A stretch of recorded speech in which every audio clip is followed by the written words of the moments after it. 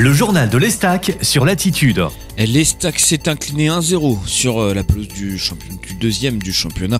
Vendredi soir, une défaite logique au Paris FC si l'on s'en tient au classement. Les deux formations, 16 points, séparaient les deux équipes à l'avantage des Parisiens avant la rencontre. Mais les forces pouvant s'équilibrer pendant 90 minutes. C'est donc assez cruellement que les Troyens repartent de la capitale avec ce revers, car le but parisien n'est intervenu qu'à 10 minutes de la fin par Maxime Lopez.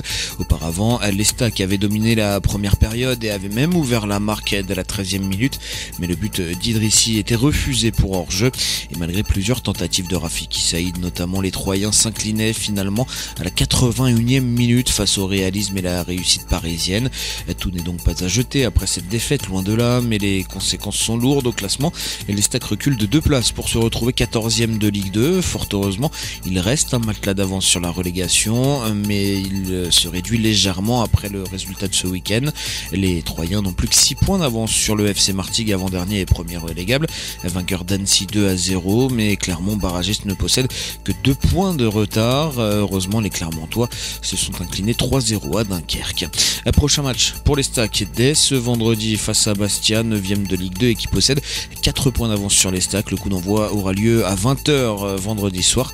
Le club a diffusé une vidéo promo efficace sur ses réseaux sociaux dans lesquels elle enjoint les supporters à réserver leurs billets sur estac.fr afin d'être tous au stade de l'Aube vendredi, comme le titre de la vidéo. Et en attendant, les autres équipes de l'Estac ont brillé ce week-end. La réserve a atomisé Torcy 8-2. Les hommes d'Alou Diarra ont rapidement pris le contrôle des opérations. Cela fait désormais 10 matchs que les Troyens n'ont plus perdu. Et puis les féminines ont également brillé. Elles ont battu les Alsaciennes d'Haguenau 5-0. Une belle réaction après la défaite de la semaine dernière à Amnéville. Voilà, c'est la fin de ce flash. Très belle semaine sur Latitude.